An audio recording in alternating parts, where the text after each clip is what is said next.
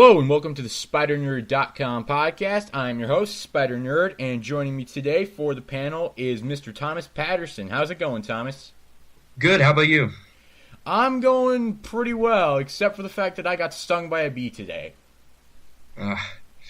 Gosh dang it, I hate being stung by a bee. Yeah, I've never been stung by a bee before today, so this is a new experience for me. Oh, interesting. I put a little paste thing made up of baking soda and water on where I got stung, and it actually helped quite a bit. Really? I've never done that before. Yeah, I don't know. My mom told me to do it, so yeah. Interesting. I didn't know that worked. Neither did I, because I've never been stung before. So, okay. Funny story about it. I was actually going out to get the mail because I was expecting a Amazing Spider-Man Omnibus Volume 1 in the mail today, which I got. That's awesome. Yeah, I love it. It's the entire Lee Ditko run. It's awesome. Oh, yeah, I have all those too. They're pretty good. Yeah, all in remastered art, and the art is gorgeous. The colors pop. The art's very well structured. It's all gorgeous. It's all remastered. Oh, really? I have like these old Barnes & Noble ones, so it's like, you know. Huh. Well, sorry, I just got a little thing on my computer, so that's what that was about. But okay. So, where was I? Oh yes. So I actually went to Barnes & Noble's last week with my grandparents, and we found issues of Spider-Man from all different eras for 50 cents each. Really? Yeah, 50 cents each. It was awesome. That's awesome. That is really good. Man, I wish I had gone to that Barnes & Noble. I really need to. It was a special half price Barnes & Noble store, so I mean, okay. Everything was marked down 50%, so I mean, had I gone to a regular Barnes & Noble's, it would have been $1, but that's still better than $3.99. Oh, I know. All the issues today are like $3.99.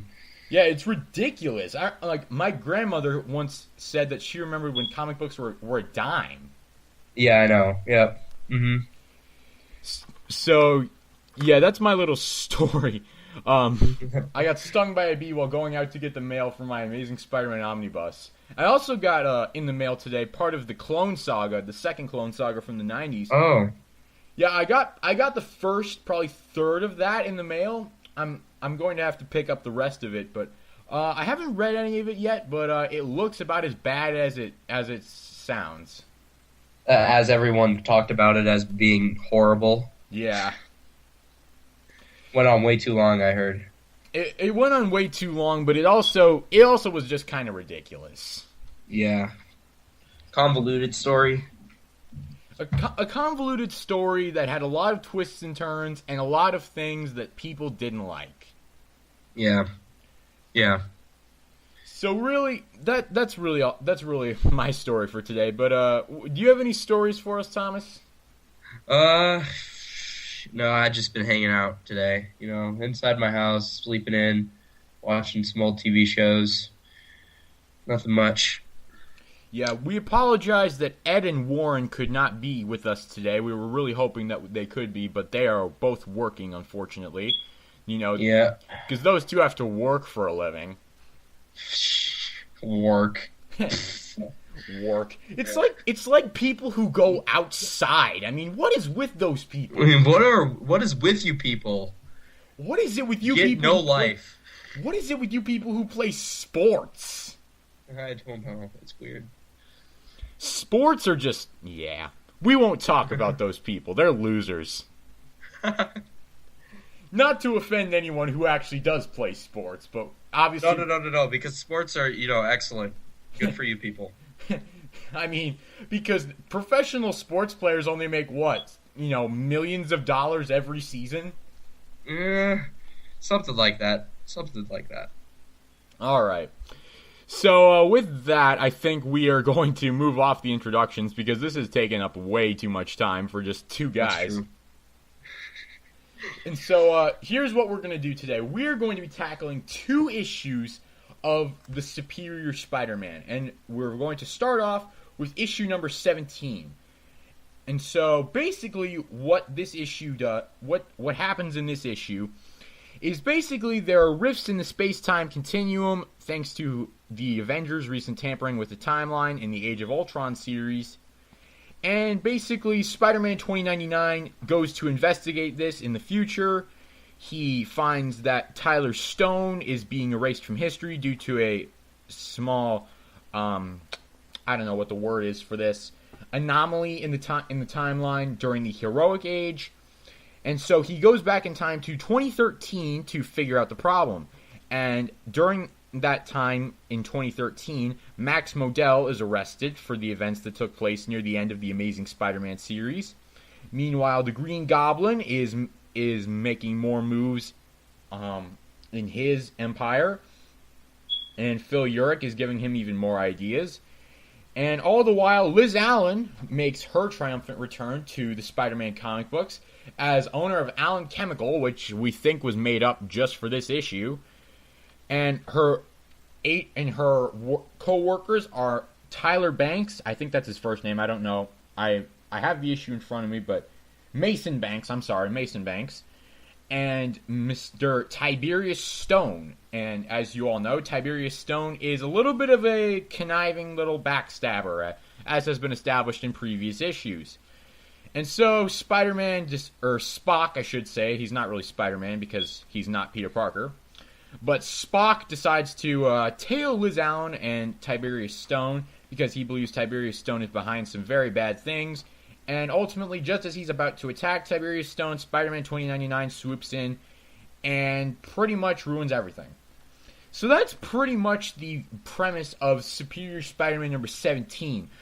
Thomas, we're going to start with you. Give me some pros of this issue. What did you like about it? Well, I liked a lot about this issue, actually. I'm not a huge fan of the premise, to be honest. I didn't really like the fact of killing off Peter twice. And replacing Doc Ock in his body, but I will admit that the stories that he's concocted are very creative, and I enjoy them quite a bit.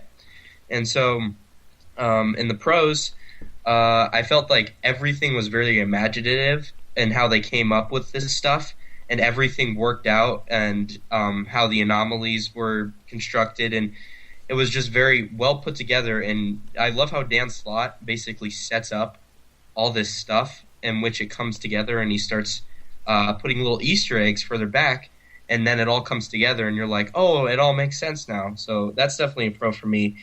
And another pro for me is Dan Slott's writing style is very different from Bendis, who I usually read for Spider-Man stuff.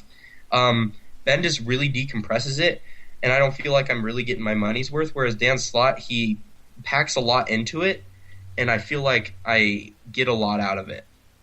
I only have one real con, and that's basically the premise. I don't really like the fact that Ock's in Spider-Man's body, but I'll live with it for the time being. And so I'll say I give this a 9.5 out of 10. That's a pretty good score. So that's pretty much an A you'd give this issue. Yes, I would. Yeah, so that's 95%, so that's a solid A. One of my big pros for this issue, I really enjoyed the beginning scenes with Spider-Man 2099 in the future. Mm-hmm. Yes.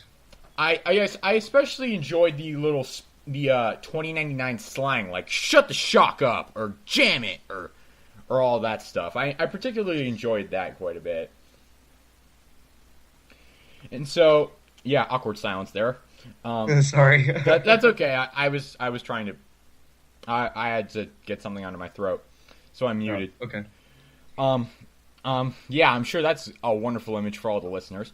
But yeah, I did like the language that he was using. I did think it was very creative. I thought it was awesome. Yeah, I enjoyed that quite a bit. I also enjoyed the fact that the police were doing nothing about the World War I biplanes and the dinosaurs. Yeah, that was pretty funny. Yeah, I mean, they're like, okay, cordon off the area. We're just gonna have these, we're just gonna have this random bullshit just run around amok and not do anything about it. We're just gonna cordon off the area, make sure no civilians get hurt, and that's it. Yeah, yay! Good for you, cops. it's almost like, hey, we're going to drop a nuclear bomb on this site, but we're just going to clear everyone out just so no one gets hurt. You're still committing a crime. Exactly. Yep. Yep. Okay, so I like that quite a bit. My one big con of this issue, and really, I don't know how you felt about this, but I felt that there was really no setup to Max Modell's arrest. I mean, obviously they explained why it happened, and I appreciated that, but I feel like we should have seen this coming in more recent issues, besides the fact that, it happened in issues that happened a lot earlier. Well, I do feel like that it could have been set up a little bit better, but I don't really feel like that it hindered any enjoyment from me for the issue, and it made sense. He explained it in a way that made sense, and I feel like sometimes that kind of stuff just comes out of nowhere, and it made sense for me. It didn't really come off as a con for me. It came off as a con for me because I just would have preferred it being set up. Another con for me with this issue was I don't want to see the goblins again until they actually do something. Oh, yeah. Yeah, I do agree on to a certain extent on that, but I also feel like having those goblins in there just goes to show that there is something still going on, and I feel like you kind of have to have that just to let people know that something is going on and it will happen eventually. I don't know if they're actually... I feel like it's kind of just out of nowhere, though, in this issue. Like, it doesn't even really have anything to do with the premise or the entire storyline as a whole. It's just kind of thrown in there. So, yeah, that would have become a problem for me at some points, but I don't know. I didn't really take note of it. I mean, they do set up a little storyline for the next issue in this issue with the goblin scene, but really, I mean, the goblins have just been sort of sitting on their asses for a good, 7 issues now? Yep. I mean, the Green Goblin first appeared in Superior number 4. Then he didn't appear all the way from 5 through 9, and he appeared again in number 10. Then he was absent for 3 more issues, and then he's been present in every single issue since the Shadowland event back in July. And and it just seems like they're building up this huge story with the Goblin, and I feel like they're just taking way too long with it. Yeah. I feel like they should get ready for that, but I feel like this storyline is worth it, and I feel like I would like to go through it first. And I feel like we'll get a big payoff with the goblins once it eventually does come to light. I mean, I'm really hoping that we get a big payoff with this, but my big concern is what they're actually going to do with this because I mean, they're building this up so much, and yet they're not giving any hints as to who the goblin is. We don't know if it's Norman behind the mask or Harry or heck, it could even be Liz Allen, I've heard someone say. Yeah, it's I find it kind of funny, but I also remember reading through the Lee Ditko issues when they were talking about Green Goblin, and I didn't really know who it was. Well, I did know who it was because I'd seen the movie already, but going through it, it didn't seem like they knew who they were going to make him until they introduced Harry Osborn and then said, "Oh, it's his father," just kind of out of nowhere. So I feel like that's kind of keeping in the tradition of the Green Goblin kind of thing.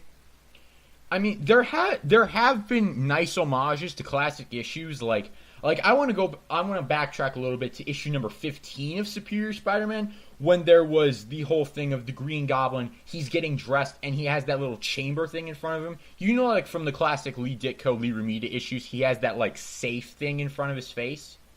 Yes, yep, yeah. He had something similar to that in Superior number 15, and so I feel like they are trying to go that way with the mystery, and that doesn't surprise me because Slott is a continuity fanboy. He's really been established as that, and so that really doesn't surprise me. What bugs me is that, I mean, I'm trying to phrase this right. I don't know who the Goblin is. Yeah.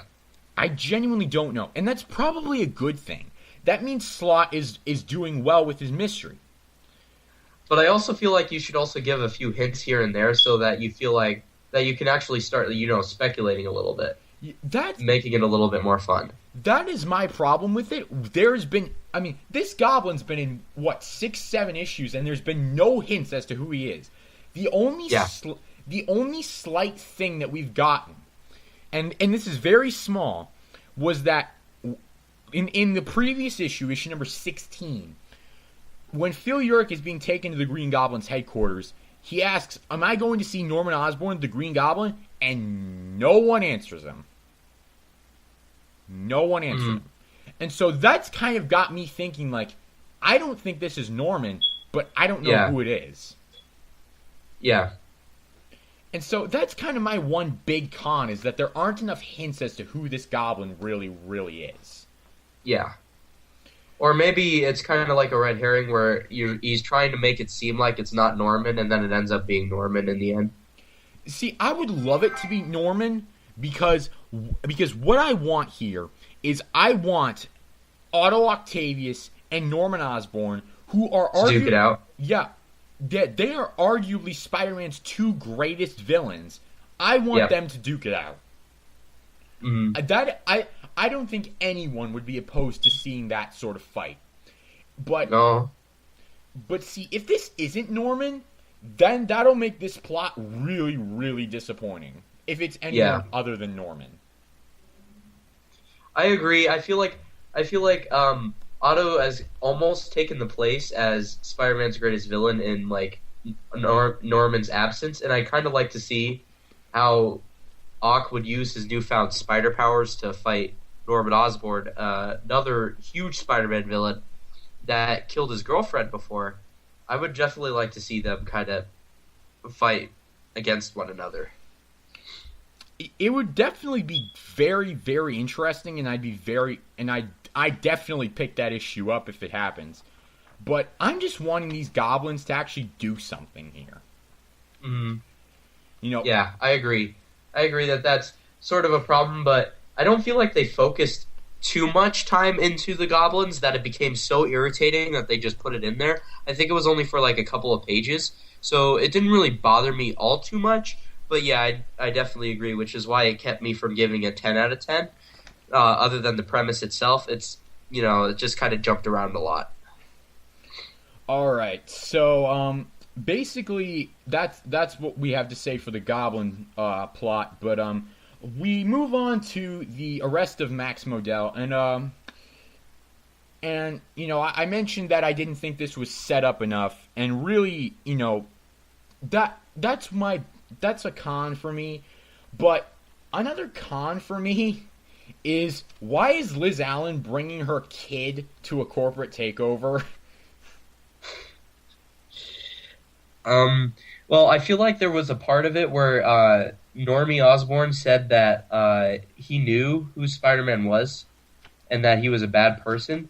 And so I feel like Dan Slott was just trying to put that in there. But yeah, that is a little bit, you know, it's like a little nitpicky, I guess. But yeah, it is a little irritating all the same, I guess. And I just want to... have you ever used the Marvel AR app? No, I have not. I tried to use it because there's a little AR thing on the panel. Yeah. On the panel where Normie says, you know, you're a bad man, someone needs to take you down. I tried to use it and it wouldn't work for me. Oh. I'm really curious as to what that could mean, because I mean, I'm really and maybe this is just me being stupid, but I'm really hoping that this is not they're not trying to set up Normie as the Green Goblin. Oh God, please no. No. That's what I said. I literally said out loud when I was reading this issue for the first time, please don't tell me little kid's the Green Goblin. Oh, no, I wasn't at all thinking that, but now you got me thinking of it, and I really hope that's not what it is. But what really sold me on it is the fact that in the panel, he has no eyes. They're all black. I don't know if I'm just looking way too far into that, and that's just an artistic error. But I think it might have been an artistic error. But I just have this feeling that was deliberate. Oh, really? I have no idea why. I just have this feeling that was deliberate.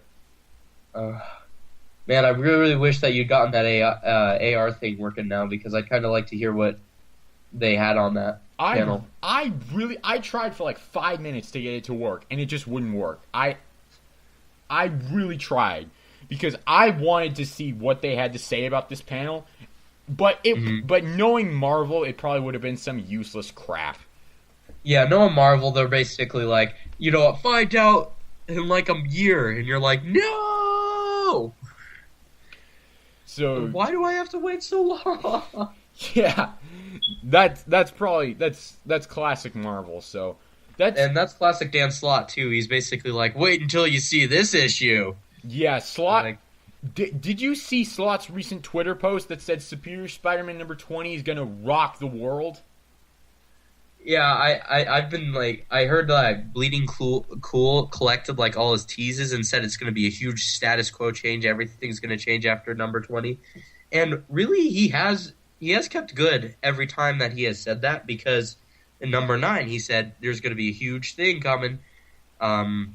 Peter Parker, and then we found out Peter Parker died for the second time in his own mind after Ock erased him, and we also found out that we had this.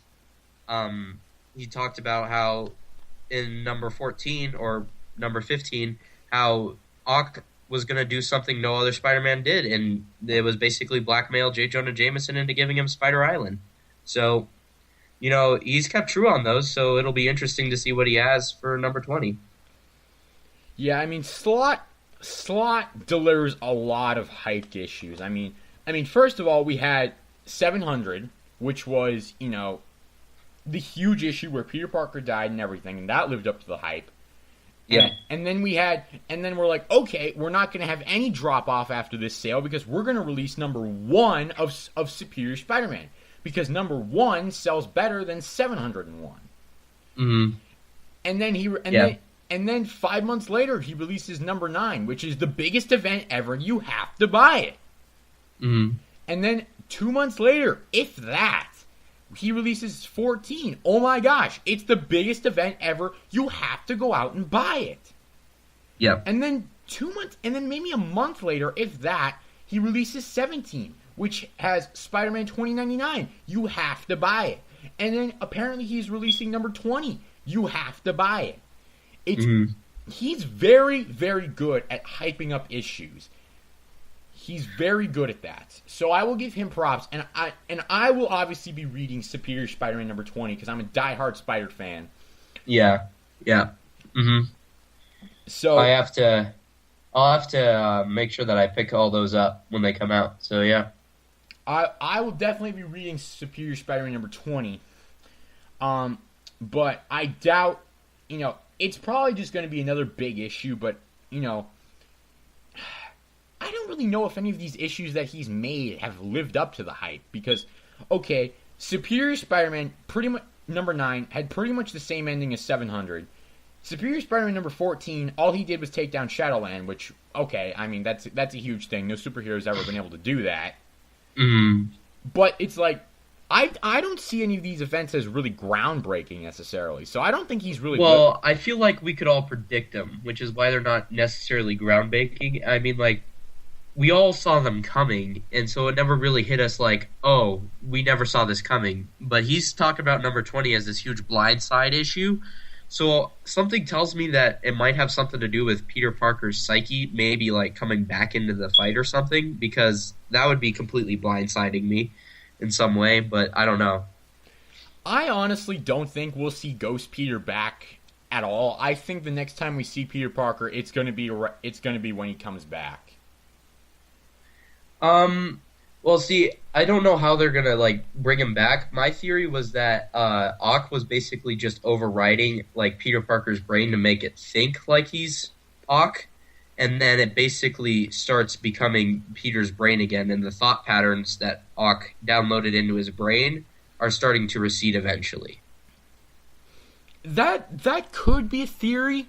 That's actually one of the better theories I've heard. But you know, I don't know. I mean, I don't like to make predictions because I'm usually wrong. Yeah. But well, I mean, like, everybody has these weird predictions, and they always end up being wrong, and I don't really want to, but I just feel like it's more fun when you predict like what's coming up, and then you can say, "Oh, I was wrong, but this is interesting too." But I don't know. Exactly. So, yeah, the last thing we really need to touch on with this issue, is Spider-Man 2099 himself. We haven't really talked about him as an individual, so, I guess we'll start with you. What did you think of Spider-Man 2099 in this issue? I didn't read Peter David's original Spider-Man 2099 run yet. I feel like after this issue, I definitely should. But as a person who's played like the Shattered Dimensions and stuff, I definitely feel like this 2099 is a very interesting take on Spider-Man, and I feel like he's a better alternate Spider-Man than a lot of the other ones that are out there right now. And he's a strong character, and I enjoyed reading him and how he was kind of like different than Peter and different than Ock at the same time, where they have both had a different set of morals, but it was definitely interesting to see how you could compare him to Peter and Ock and how they operate. And I definitely did enjoy Spider-Man 2099's presence, and I hope that there's something in the future for him as well. I enjoyed him in this issue. Like you, I haven't read Peter David's run on Spider-Man 2099, so I'm not really familiar with the character, but I felt he was a nice contrast to Peter Parker.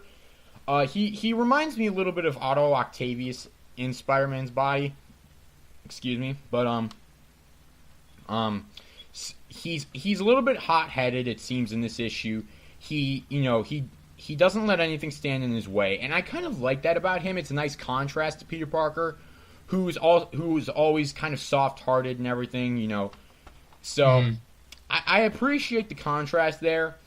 I also like how he has this little bit of internal struggle about saving Tyler Stone, because obviously Tyler Stone is a villain, but he's also his biological grandfather, or biological whatever. Father? Yeah, father. Yeah, biological father. I couldn't think of the word there. I couldn't think of the word. But, biological father. So, I understand his struggle. Here's this bad guy who will make the world hell for me, but he's also my biological father, so I have to save him or else I go. Is the greater, would the greater crime be to basically kill myself by not saving him, or save him and allow him to, make life hell? Is that a crime? And so I kind of like that little struggle that was in this issue. It's touched on a lot more in the next issue that we're going to discuss, but I pretty much liked it for this one. Yeah, I definitely did like the struggle that he was making. It's definitely, kind of this, should I be self-sacrificial? And I feel like it's a good contrast to Peter, because obviously Peter would definitely be feeling guilty if he didn't take this self-sacrificial route. Whereas Miguel's kind of like, well, I need to save myself. I need to exist in the first place. And the world obviously is at stake, but which is more important, my life or, kind of like him destroying the world? So it's definitely an interesting, way of going about it. I know he didn't destroy the world, but I'm trying to come up with like a proper, way of thinking about it. We get what you're saying. Yeah. All right, so as a grade, I'd give this issue, I gave it a C+ in my review on the main site. I think I'm going to upgrade it to a B- here.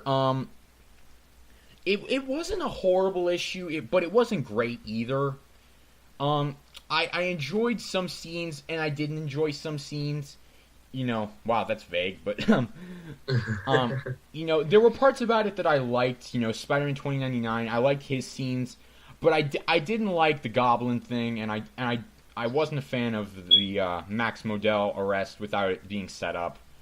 So yeah, I give it a B-, or between a B- and a C+.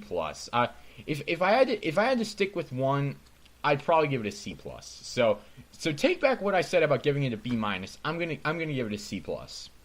Okay. Well, see, I'm gonna stick with my solid A, because the stuff that bothered you, and I'm not trying to take away from it or anything, but it didn't really bother me all that much. I read it and I enjoyed the issue for what it was, and it didn't really bother me all that much, all the stuff that was going about it. And I felt like, for me, all the good stuff that you mentioned just overpowered the stuff that I didn't really like all that much. All right, so with that, I guess we will move on to Superior number 18. This issue is written by Dan Slott, penciled by Ryan Stegman.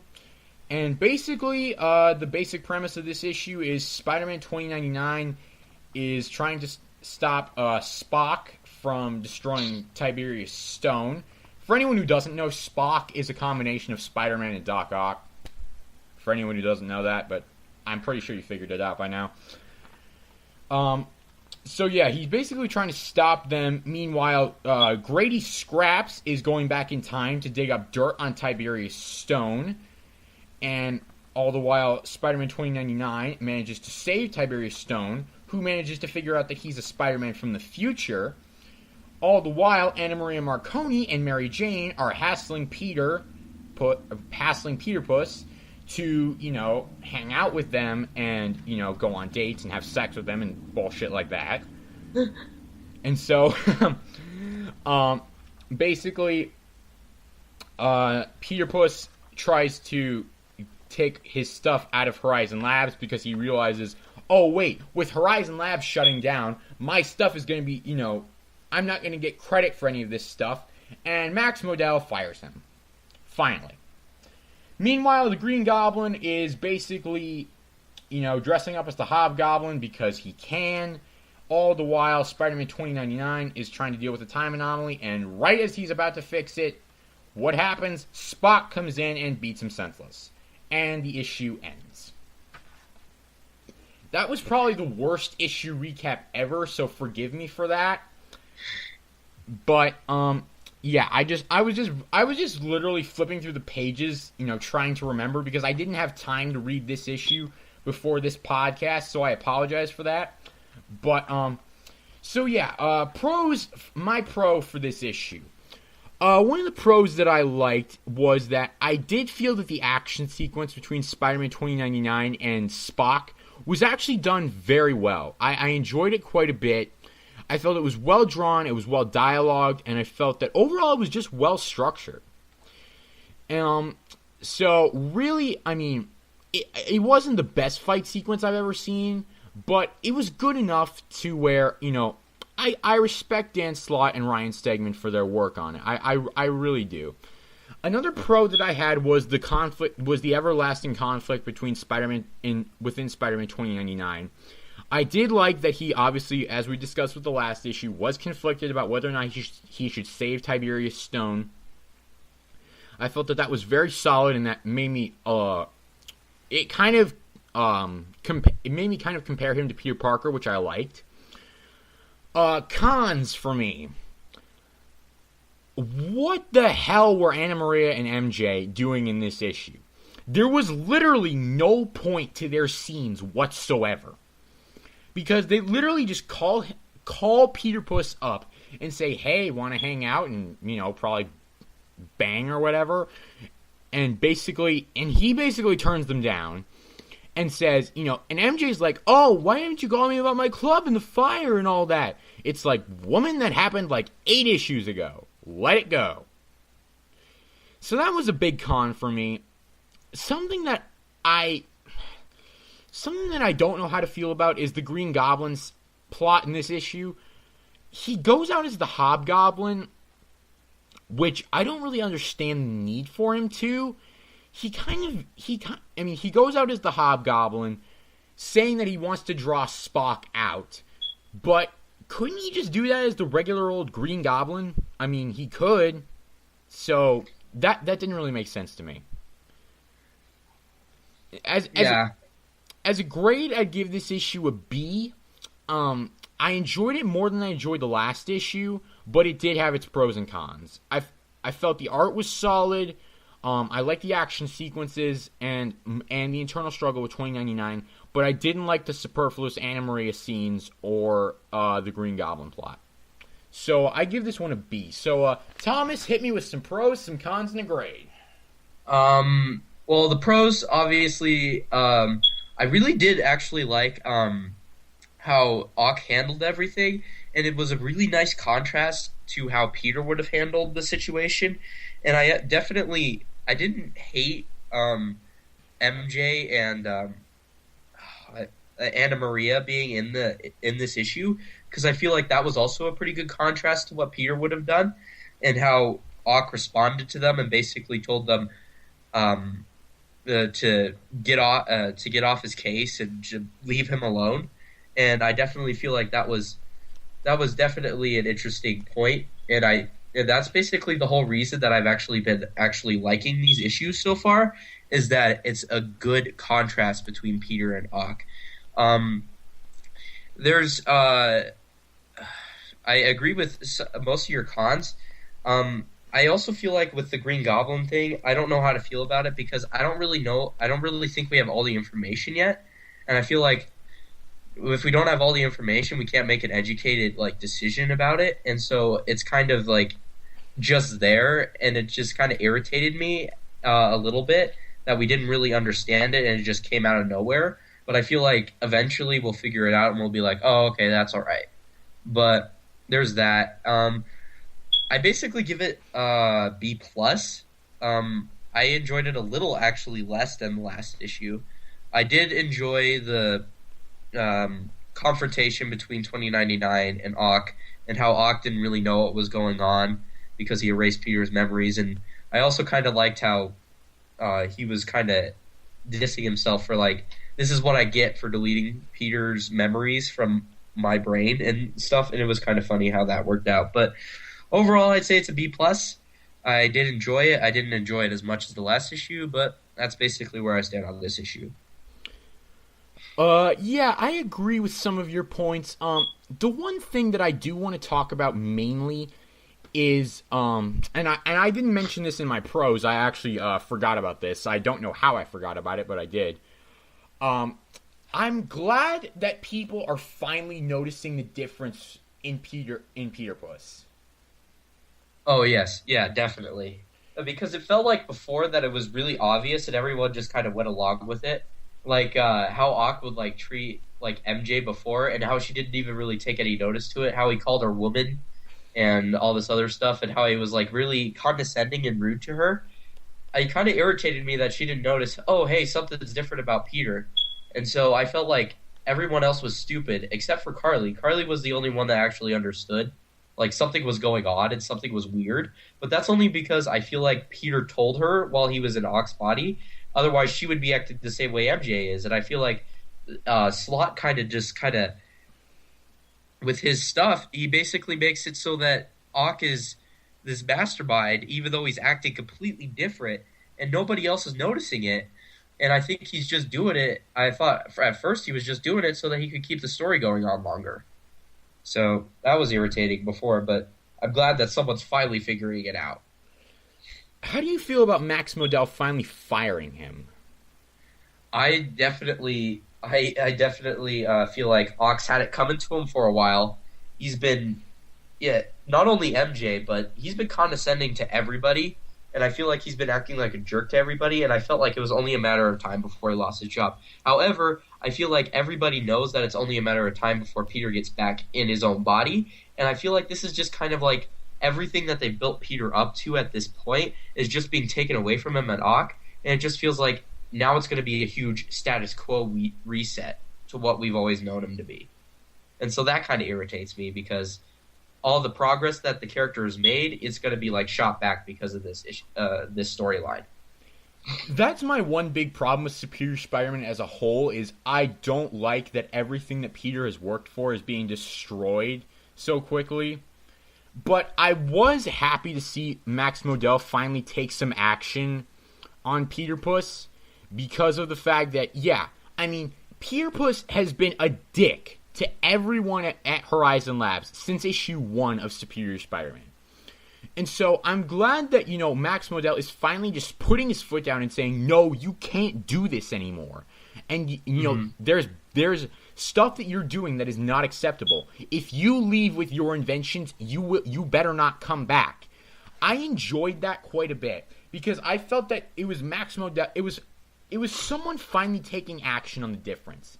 You know, obviously Slott has to have people act stupidly about this because if everyone acted like they should, like they noticed a difference in Peter, the story wouldn't work. Slott deliberately has to have everyone in this story act like an idiot and not notice Peter Puss's differences, because of the fact that if he didn't, the story wouldn't work.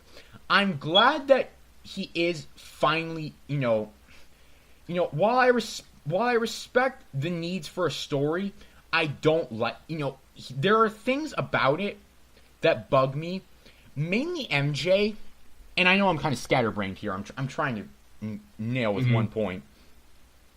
The main character that I have a problem with her stupidity is MJ, because Mary Jane arguably knows Peter Parker / Spider-Man better than anyone else. And so when you have MJ, deliberately and completely being stupid and not realizing the differences in Peter, other than him saying, sorry MJ, toodaloo, other than him saying toodaloo, being out of character, that's the only thing she noticed. And so the fact that she doesn't notice these differences really gets on my nerves.